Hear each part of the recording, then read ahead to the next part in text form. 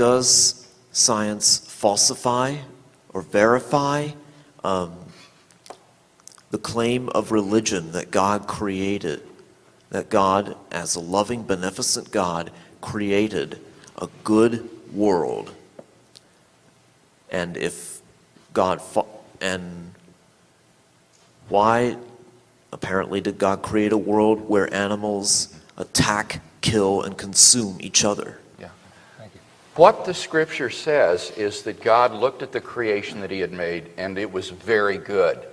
But the idea that there was no animal death or suffering prior to the fall is, I think, a young creationist myth that isn't in the text at all. There's nothing in the description of the fall of man in Genesis 3 where the curses are placed on Adam and Eve for the fall that suggests that animal death is one of the curses of the fall.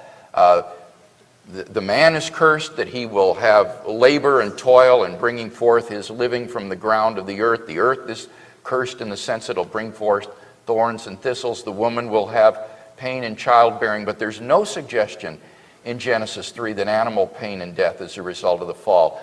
And in Romans 5, the passage that Doug referred to, when it talks about how death entered into the human race as a result of Adam's sin, again, there's no suggestion there that that's talking about animal death. And it's not even talking, I think, about human physical death. It's talking about spiritual death. Okay. So this is one of the oddest examples, I think, of folks who claim to believe the Bible in a very literal way, but are in fact reading huge implications into the Bible that simply aren't there. They're reading things in between the lines. It may well be the case that when God looks at this ecosystem that involves predators and herbivores and all the rest, that he sees this as a beautiful whole, a beautiful system that works fantastically. And this, I think, is something that fits in very well with what science talks about with regard to the so-called Gaia hypothesis, that the earth is like a sort of beautiful, functioning, well-balanced organism that involves kind of a recycling of the materials. Well, I don't and claim just to be able to design anything better, just to give one little example of this.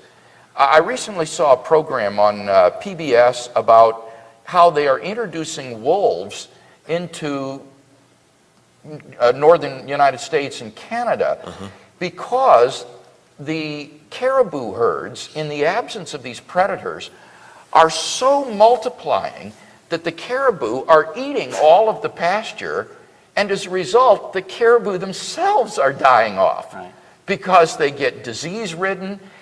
The aged and the diseased animals are not eaten by the predators anymore, and so disease is rampant, the food is short, and the caribou themselves are perishing because of the lack of the predators. So by introducing wolves into the ecosystem, it gets rid of the diseased and the aged, and the caribou themselves actually flourish because of the presence of these predators in the ecosystem.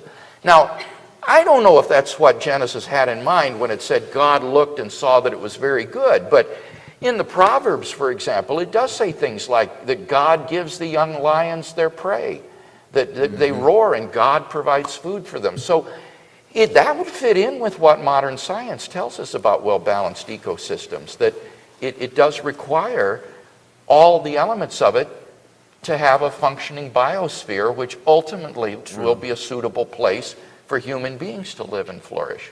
But